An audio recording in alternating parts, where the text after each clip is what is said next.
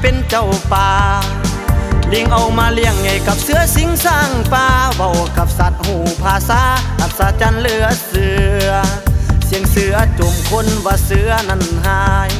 แต่สุดท้ายคนนั้นหายกว่าเสือสร้างวีหูโอ้ยน้ำตาหล่นคนมาตัดมากลย่านต้นไม่บ่เหลือแหดถึกขาค่อยป่าถึกลาเอาเนื้อถ้าซานมาซอยเลือเพียงลำพังบ่ไหว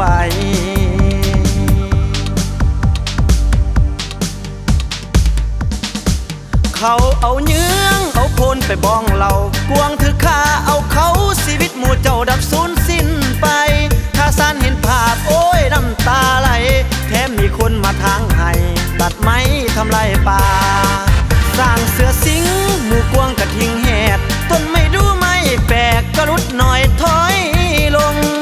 คนหนึ่งหักษาแต่ทำลายมีหลายคนหมู่สัตว์ป่าก็หายจมย่อนมือคนทำลายสิหูบ่นะหากโลกนี้ขาดป่านำสิเหล้าท่วมฟ้าหมู่ป่าสิเหล้ากินดาวมาสวยทาซานในเด้อลุงป้าบ่าวสาว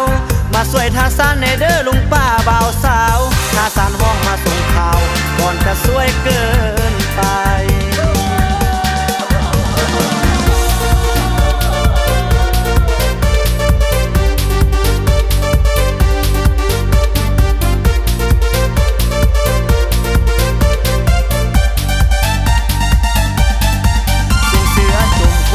เสือนั้นหายแต่สุดท้ายคนนั้นหายกว่าเสือสร้างวีหูโอ้ยน้ำตาหล่นคนมาตัดมากลย่านต้นไม่บ่เหลือแหดถึกขาค่อยป่าถึกลาเอาเนื้อถ้าซานมาซอยเลือเพียงลำพังบ่ไหวเขาเอาเยื้องเอาโพนไปบ้องเรากวงถือขาเอาเขาชีวิตหมู่เจ้าดับสูญสิ้นไป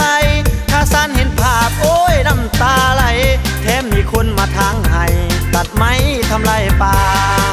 สร้างเสือสิงหมู่กวงกระทิงแหดต้นไม่ดูไม่แปลกกระลุดหน่อยถอยลงคนหนึ่งหักษาแต่ทำลายมีหลายคนหมู่สัตว์ป่าก็หายจมย่อนมือคนทำลายสิหูบ่นะหากโลกนี้ขาดป่า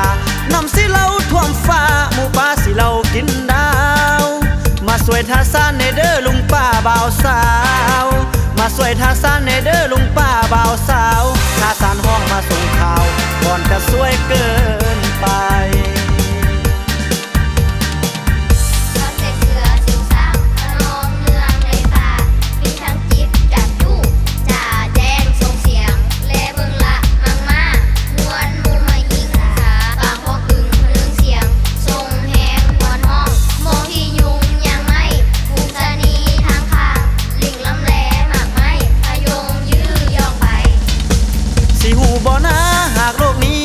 ป่า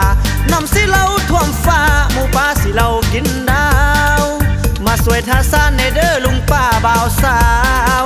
มาสวยทาซานในเด้อลุงป้าบ่าวสาวทาซานห้องมาส่งข่าวก่อนจะสวยเกินไปทาซานห้องมาส่งข่าวก่อนจะสวยเกินไป